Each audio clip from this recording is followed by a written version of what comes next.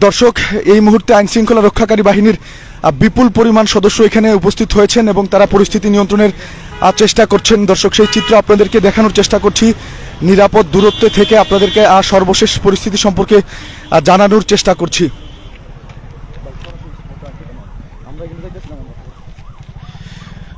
দর্শক, আইন শৃঙ্খলা রক্ষাকারী বাহিনীর সদস্যরা এখানে অবস্থান নিয়েছেন এবং আমরা দেখছি যে বিএনপি জামায়াতের কর্মীরা রাস্তা অবরোধ করে যেখানে আগুন জ্বালিয়েছিলেন সেই আগুনটি তারা নিয়ন্ত্রণের চেষ্টা করছেন এবং তাদের উপস্থিতিতে কিন্তু তৎক্ষণাৎ বিএনপি জামায়াতের কর্মীরা এখান থেকে সরে গিয়েছেন। তবে এই মুহূর্তে এলাকাটি কিন্তু খুব উত্তেজনা বিরাজ করছে এবং থমথমে পরিস্থিতি বিরাজ করছে। এখন সব ধরনের যান চলাচল বন্ধ রয়েছে। আপনারা দুই পাশ দিয়েই দেখতে পাচ্ছেন। যেহেতু আইন শৃঙ্খলা রক্ষাকারী বাহিনীর সদস্যরা মাঠে আছেন, তারা চেষ্টা করছেন আগুন নিভানোর। আমরা দেখি শেষ পর্যন্ত কি হয়। আশা করছি শেষ পর্যন্ত আমাদের সাথেই থাকবেন।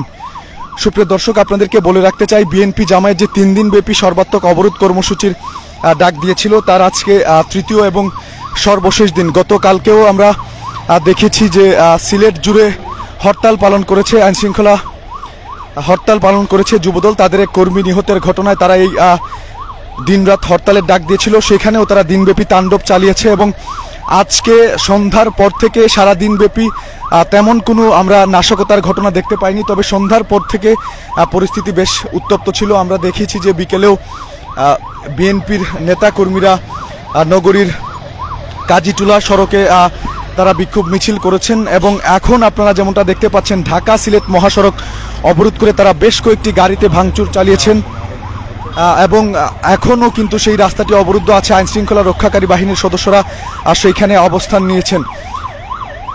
দর্শক, দেখতেই পাচ্ছেন এই এলাকাটির অবস্থা কতটা থমথমে, কতটুকু উত্তপ্ত হয়ে আছে। এখনও কিন্তু রাস্তায় যেসব যাত্রী আছেন তাদের মধ্যে আতঙ্ক উত্তেজনা বিরাজ করছে। তবে এখন আইন শৃঙ্খলা রক্ষাকারী বাহিনীর সদস্যদের হস্তক্ষেপ আস্তে আস্তে সেই যানজট কমতে শুরু করেছে, গাড়ি ঘোড়া চলাচল স্বাভাবিক হচ্ছে। আমি যদি একটু রাস্তাটা আপনাদেরকে দেখানোর চেষ্টা করি, দেখতে পাচ্ছেন এখানে বড় বড় ইট পাটকেল, ইটের টুকরা পড়ে আছে। কিছুক্ষণ আগেই বিএনপি জামায়াতের নেতাকর্মীরা এখানে তাণ্ডব চালিয়েছেন এবং এখনও কিন্তু রাস্তার পাশে আগুন জ্বলছে, যে আগুন আইন শৃঙ্খলা রক্ষাকারী বাহিনীর সদস্যরা নিয়ন্ত্রণ করেছেন। তবে এখনও বিএনপি জামায়াতের নেতাকর্মীরা এই স্থানটি ছেড়ে যাননি, তারা পাশেই অবস্থান নিয়ে আছেন এবং আইন শৃঙ্খলা রক্ষাকারী বাহিনীর সদস্যরা এই ব্যারিকেডটি তুলে এখানে যে তারা প্রতিবন্ধকতার সৃষ্টি করেছিল রাস্তায়, সেটি সরিয়ে দেওয়ার চেষ্টা করেছেন। তবে তারাও কিন্তু এখন ঘটনাস্থল ত্যাগ করেছেন। তবে তাদের উপস্থিতি টের পেয়ে সঙ্গে সঙ্গেই কিন্তু বিএনপি জামায়াতের নেতাকর্মীরা এই স্থান থেকে চলে গিয়েছেন। তবে আইন শৃঙ্খলা রক্ষাকারী বাহিনীর সদস্যরাও সামনের দিকে অগ্রসর হয়েছেন। সম্ভবত এখানে কোনো অভিযান পরিচালনা হতে পারে বা বিএনপি জামায়াতের নেতাকর্মীরা পরবর্তীতে আরও কোনো ধরনের নাশকতা করে কিনা সে ব্যাপারে তারা সতর্ক আছেন। দর্শক, আপনাদেরকে বলতে চাই, বিএনপি জামায়াতের নেতাকর্মীরা হঠাৎ করেই কিন্তু এখানে এসে উপস্থিত হয়েছিলেন এবং অনেকটা চোরাগুপ্তা হামলার মতো হঠাৎ করেই ঢাকা সিলেট যে মহাসড়ক আছে সেই মহাসড়কটি অবরোধ করে এখানে তারা কিছুক্ষণের জন্য অবস্থান নিয়েছিলেন এবং রাস্তায় গাছ ফেলে টায়ারে আগুন ধরিয়ে তারা বেশ কিছু সময় অবস্থান নেন। পরক্ষণেই আইন শৃঙ্খলা রক্ষাকারী বাহিনীর সদস্যদের উপস্থিতি টের পেয়ে তারা দ্রুত সেই স্থান থেকে পালিয়ে যান। এমনটাই আমাদের সর্বশেষ চিত্র আমরা যেমনটা দেখতে পেলাম। তবে এর মধ্যেই কিন্তু তারা বেশ কয়েকটি গাড়িতে ভাঙচুর চালিয়েছেন, ইট পাটকেল নিক্ষেপ করেছেন। এই এলাকাটিতে আতঙ্ক ছড়িয়ে পড়েছে। দর্শক, বিএনপি জামায়াত নেতাকর্মীদের ডাকা 3 দিনের সর্বাত্মক অবরোধের আজকে শেষ, অর্থাৎ তৃতীয় দিন। সেই সময় শেষ পর্যায়ে এসে মানুষ ভেবেছিল যে রাস্তায় কোনো প্রকার সহিংসতা হচ্ছিল না, তাই গাড়ি ঘোড়া চলাচল বা যান চলাচল অনেকটাই স্বাভাবিক হয়ে এসেছিল। দূরপাল্লার বাসও কিছু চলাচল করছিল, আমরা যেমনটা দেখতে পাচ্ছিলাম।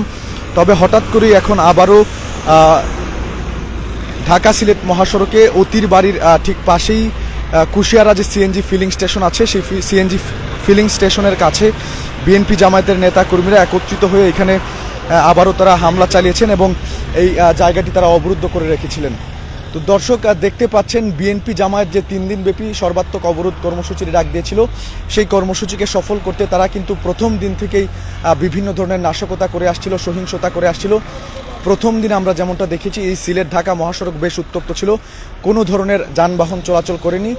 গত 2 দিনও কিন্তু কোনো প্রকার যানবাহন চলাচল করেনি। আজকেও সারাদিন আমরা এই সড়কটি দিয়ে কোনো প্রকার দূরপাল্লার বাস চলাচল করতে দেখিনি। কিছু কিছু সিএনজি অটোরিকশা এবং কাভার্ড ভ্যান এই সড়কটি দিয়ে চলেছে। তবে সন্ধ্যার পর থেকে যেমনটা আমরা দেখছিলাম যান চলাচল কিছুটা স্বাভাবিক হয়ে এসেছিল, আর সেই সুযোগটাই কাজে লাগিয়েছে বিএনপি জামায়াতের কর্মীরা। তারা ঠিক সেই সময় অর্থাৎ এখন থেকে 15-20 মিনিট আগে তারা ঢাকা সিলেট মহাসড়ক অবরোধ করে সেখানে আগুন জ্বালিয়ে গাছের গুঁড়ি ফেলে বেশ কিছুক্ষণ পিকেটিং করেছেন। একটি গাড়ি ভাঙচুর করেছেন। একটি যাত্রীবাহী বাসেও তারা উপস্থিতি টের পেয়ে সঙ্গে সঙ্গে সেখান থেকে পালিয়ে যান। এখন যদি আমরা বলি আইনশৃঙ্খলা রক্ষাকারী বাহিনীর হস্তক্ষেপে যান চলাচল অনেকটাই স্বাভাবিক রয়েছে, তবে এই এলাকাটিতে এখনও আতঙ্ক বিরাজ করছে।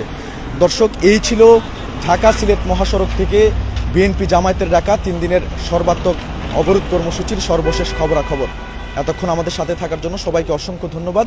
আমাদের পরবর্তী আপডেট পেতে অবশ্যই Sylhet view Facebook page follow করুন।